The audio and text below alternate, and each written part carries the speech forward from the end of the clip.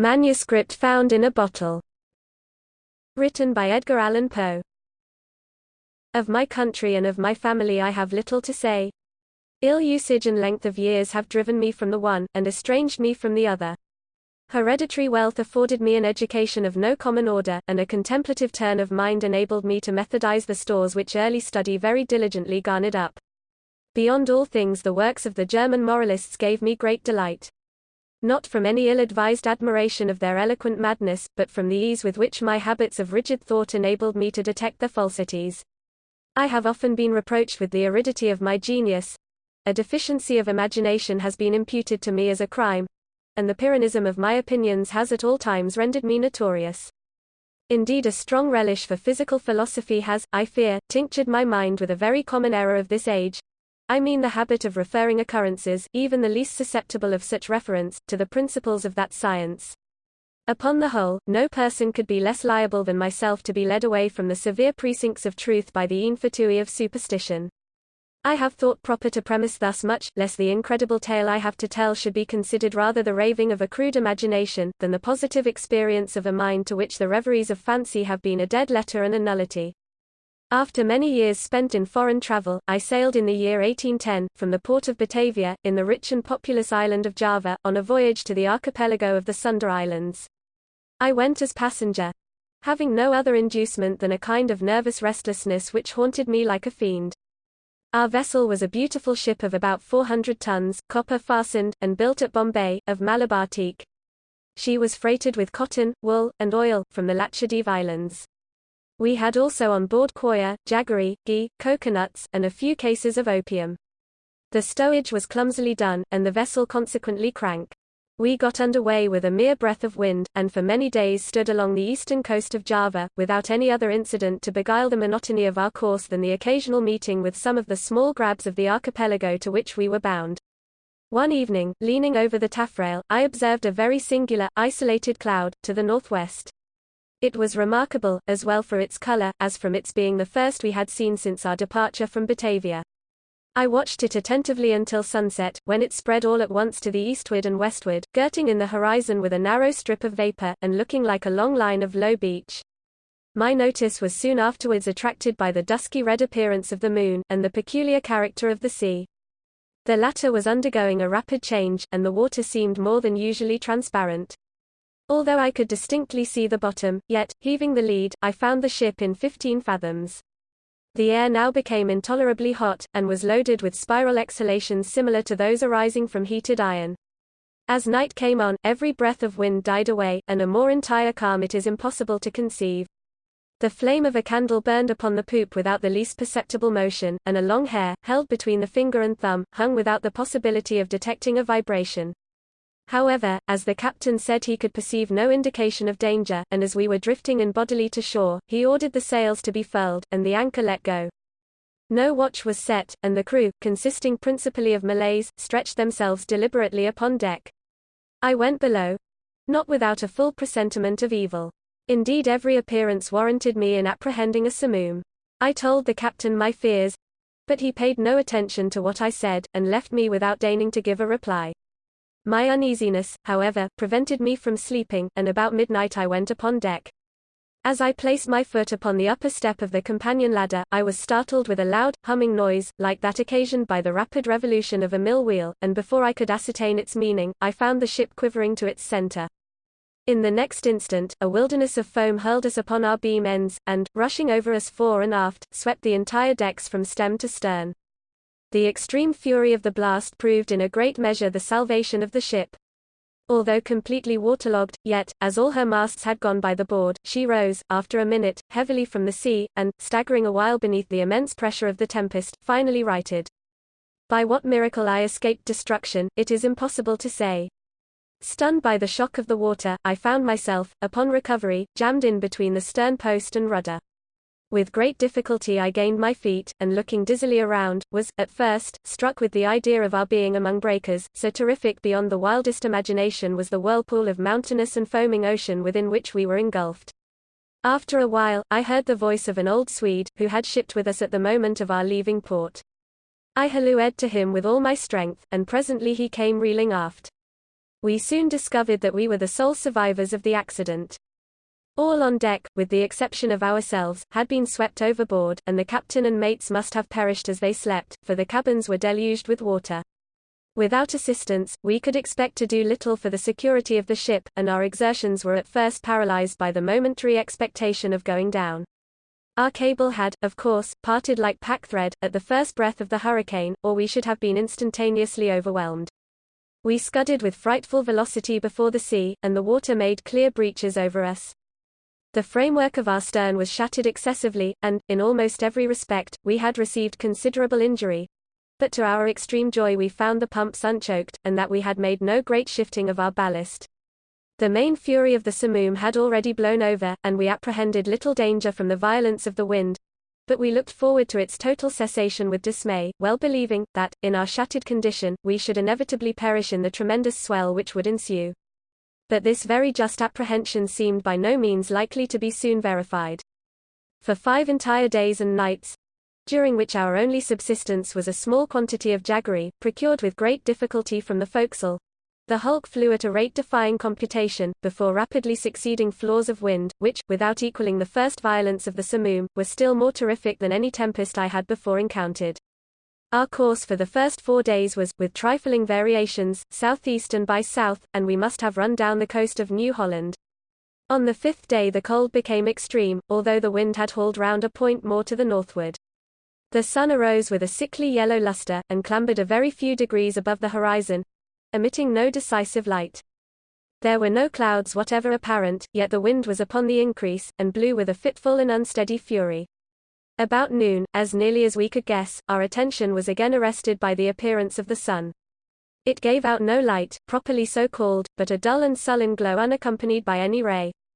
Just before sinking within the turgid sea its central fires suddenly went out, as if hurriedly extinguished by some unaccountable power. It was a dim, silver-like rim, alone, as it rushed down the unfathomable ocean. We waited in vain for the arrival of the 6th day. That day to me has not arrived, to the Swede, never did arrive. Thenceforward we were enshrouded in pitchy darkness, so that we could not have seen an object at 20 paces from the ship. Eternal night continued to envelop us, all unrelieved by the phosphoric sea brilliancy to which we had been accustomed in the tropics. We observed, too, that, although the tempest continued to rage with unabated violence, there was no longer to be discovered the usual appearance of surf, or foam, which had hitherto attended us. All around was horror, and thick gloom, and a black sweltering desert of ebony. Superstitious terror crept by degrees into the spirit of the old Swede, and my own soul was wrapped up in silent wonder. We neglected all care of the ship, as worse than useless, and securing ourselves as well as possible to the stump of the mizzen-mast, looked out bitterly into the world of ocean. We had no means of calculating time, nor could we form any guess of our situation.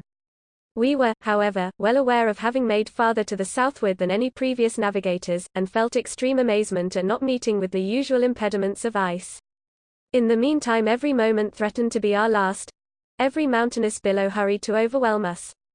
The swell surpassed anything I had imagined possible, and that we were not instantly buried is a miracle. My companion spoke of the lightness of our cargo, and reminded me of the excellent qualities of our ship. But I could not help feeling the utter hopelessness of hope itself, and prepared myself gloomily for that death which I thought nothing could defer beyond an hour, as, with every knot of way the ship made, the swelling of the black stupendous seas became more dismally appalling. At times we gasped for breath at an elevation beyond the albatross. At times became dizzy with the velocity of our descent into some watery hell, where the air grew stagnant, and no sound disturbed the slumbers of the kraken. We were at the bottom of one of these abysses, when a quick scream from my companion broke fearfully upon the night. "See, see!" cried he, shrieking in my ears. "Almighty God! See, see!" As he spoke, I became aware of a dull, sullen glare of red light which streamed down the sides of the vast chasm where we lay, and threw a fitful brilliancy upon our deck. Casting my eyes upwards, I beheld a spectacle which froze the current of my blood. At a terrific height directly above us, and upon the very verge of the precipitous descent, hovered a gigantic ship of nearly 4,000 tons. Although upreared upon the summit of a wave of more than 100 times her own altitude, her apparent size still exceeded that of any ship of the line, or East Indiaman in existence. Her huge hull was of a deep dingy black, unrelieved by any of the customary carvings of a ship.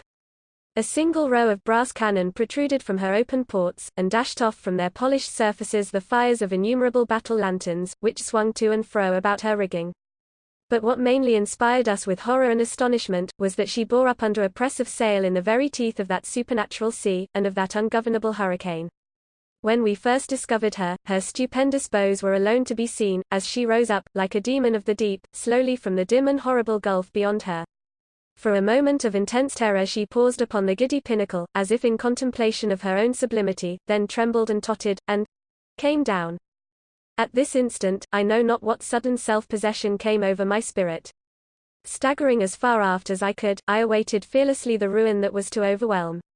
Our own vessel was at length ceasing from her struggles, and sinking with her head to the sea.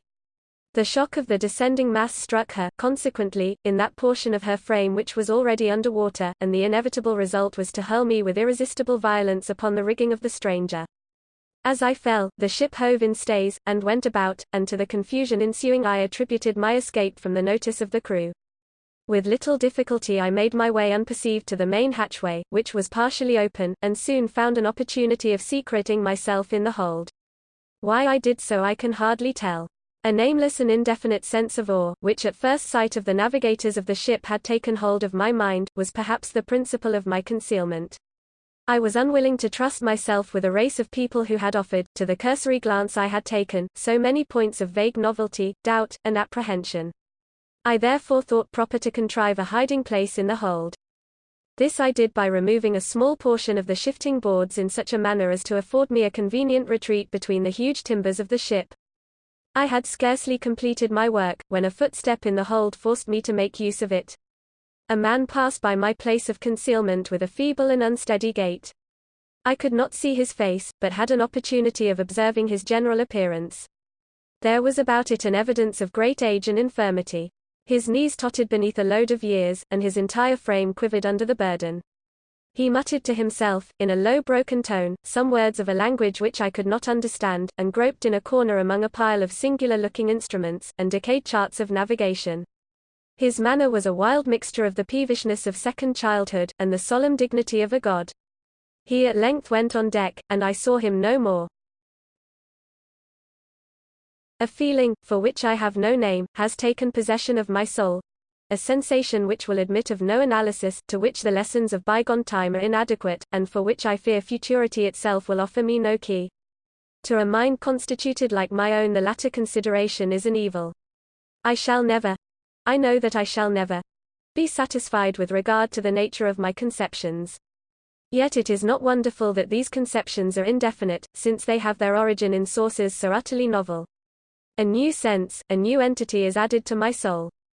It is long since I first trod the deck of this terrible ship, and the rays of my destiny are, I think, gathering to a focus.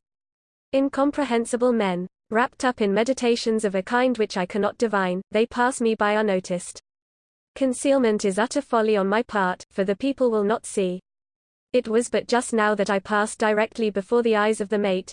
It was no long while ago that I ventured into the captain's own private cabin, and took thence the materials with which I write, and have written. I shall from time to time continue this journal. It is true that I may not find an opportunity of transmitting it to the world, but I will not fail to make the endeavor. At the last moment I will enclose the manuscript in a bottle, and cast it within the sea. An incident has occurred which has given me new room for meditation. Are such things the operations of ungoverned chance? I had ventured upon deck and thrown myself down, without attracting any notice, among a pile of ratlin stuff and old sails in the bottom of the yawl. While musing upon the singularity of my fate, I unwittingly daubed with a tar brush the edges of a neatly folded studding sail which lay near me on a barrel. The studding sail is now bent upon the ship, and the thoughtless touches of the brush are spread out into the word Discovery. I have made many observations lately upon the structure of the vessel. Although well armed, she is not, I think, a ship of war. Her rigging, build, and general equipment, all negative a supposition of this kind. What she is not I can easily perceive, what she is I fear it is impossible to say. I know not how it is, but in scrutinizing her strange model and singular cast of spars, her huge size and overgrown suits of canvas, her severely simple bow and antiquated stern, there will occasionally flash across my mind a sensation of familiar things, and there is always mixed up with such indistinct shadows of recollection, an unaccountable memory of old foreign chronicles and ages long ago. I have been looking at the timbers of the ship. She is built of a material to which I am a stranger. There is a peculiar character about the wood which strikes me as rendering it unfit for the purpose to which it has been applied. I mean its extreme porousness, considered independently of the wormy-eaten condition which is a consequence of navigation in these seas, and apart from the rottenness attendant upon age. It will appear perhaps an observation somewhat over-curious, but this wood has every characteristic of Spanish oak, if Spanish oak were distended or swelled by any unnatural means. In reading the above sentence, a curious apothegm of an old weather-beaten Dutch navigator comes full upon my recollection. It is as sure, he was wont to say, when any doubt was entertained of his veracity, as sure as there is a sea where the ship itself will grow in bulk like the living body of the seaman. About an hour ago, I made bold to thrust myself among a group of the crew. They paid me no manner of attention, and, although I stood in the very midst of them all, seemed utterly unconscious of my presence. Like the one I had at first seen in the hold, they all bore about them the marks of a hoary old age. Their knees trembled with infirmity, their shoulders were bent double with decrepitude, their shriveled skins rattled in the wind, their voices were low, tremulous, and broken, their eyes glistened with the rheum of years, and their grey hairs streamed terribly in the tempest. Around them on every part of the deck lay scattered mathematical instruments of the most quaint and obsolete construction. I mentioned some time ago the bending of a studding sail. From that period the ship, being thrown dead off the wind, has held her terrific course due south, with every rag of canvas packed upon her from her trucks to her lower studding sail booms, and rolling every moment her top-gallant yardarms into the most appalling hell of water which it can enter into the mind of man to imagine. I have just left the deck, where I find it impossible to maintain a footing, although the crew seem to experience little inconvenience. It appears to me a miracle of miracles that our enormous bulk is not buried up at once and forever. We are surely doomed to hover continually upon the brink of eternity, without taking a final plunge into the abyss. From billows 1,000 times more stupendous than any I have ever seen, we glide away with the facility of the arrowy seagull, and the colossal waters rear their heads above us like demons of the deep, but like demons confined to simple threats and forbidden to destroy. I am led to attribute these frequent escapes to the only natural cause which can account for such effect. I must suppose the ship to be within the influence of some strong current, or impetuous undertow. I have seen the captain face to face, and in his own cabin, but, as I expected, he paid me no attention. Although in his appearance there is, to a casual observer, nothing which might bespeak him more or less than man, still a feeling of irrepressible reverence and awe mingled with the sensation of wonder with which I regarded him. In stature he is nearly my own height, that is, about 5 feet 8 inches. He is of a well-knit and compact frame of body, neither robust nor remarkably otherwise. But it is the singularity of the expression which reigns upon the face, it is the intense, the wonderful, the thrilling evidence of old age so utter, so extreme, which excites within my spirit a sense, a sentiment ineffable. His forehead, although little wrinkled, seems to bear upon it the stamp of a myriad of years. His grey hairs are records of the past, and his greyer eyes are sibyls of the future. The cabin floor was thickly strewn with strange, iron-clasped folios, and mouldering instruments of science, and obsolete long-forgotten charts. His head was bowed down upon his hands, and he pored with a fiery unquiet eye over a paper which I took to be a commission, and which, at all events, bore the signature of a monarch. He muttered to himself, as did the first seaman whom I saw in the hold, some low peevish syllables of a foreign tongue, and although the speaker was close at my elbow, yet his voice seemed to reach my ears from the distance of a mile. The ship and all in it are imbued with the spirit of eld. The crew glide to and fro like the ghosts of buried centuries, their eyes have an eager and uneasy meaning, and when their figures fall athwart my path in the wild glare of the battle lanterns, I feel as I have never felt before, although I have been all my life a dealer in antiquities, and have imbibed the shadows of fallen columns at Baalbek, and Tadmor, and Persepolis, until my very soul has become a ruin. When I look around me I feel ashamed of my former apprehensions. If I trembled at the blast which has hitherto attended us, shall I not stand aghast at a warring of wind and ocean, to convey any idea of which the words tornado and simoom are trivial and ineffective? All in the immediate vicinity of the ship is the blackness of eternal night, and a chaos of foamless water, but, about a league on either side of us, may be seen, indistinctly and at intervals, stupendous ramparts of ice, towering away into the desolate sky, and looking like the walls of the universe. As I imagined, the ship proves to be in a current, if that appellation can properly be given to a tide which, howling and shrieking by the white ice, thunders on to the southward with a velocity like the headlong dashing of a cataract. To conceive the horror of my sensations is, I presume, utterly impossible. Yet a curiosity to penetrate the mysteries of these awful regions predominates even over my despair, and will reconcile me to the most hideous aspect of death. It is evident that we are hurrying onwards to some exciting knowledge, some never to be imparted secret, whose attainment is destruction. Perhaps this current leads us to the southern pole itself. It must be confessed that a supposition apparently so wild has every probability in its favor. The crew pace the deck with unquiet and tremulous step, but there is upon their countenances an expression more of the eagerness of hope than of the apathy of despair. In the meantime the wind is still in our poop, and as we carry a crowd of canvas, the ship is at times lifted bodily from out the sea. Oh, horror upon horror! The ice opens suddenly to the right, and to the left, and we are whirling dizzily, in immense concentric circles, round and round the borders of a gigantic amphitheatre, the summit of whose walls is lost in the darkness and the distance. But little time will be left me to ponder upon my destiny. The circles rapidly grow small. We are plunging madly within the grasp of the whirlpool. And amid a roaring, and bellowing, and shrieking of ocean and of tempest, the ship is quivering, oh God, and going down.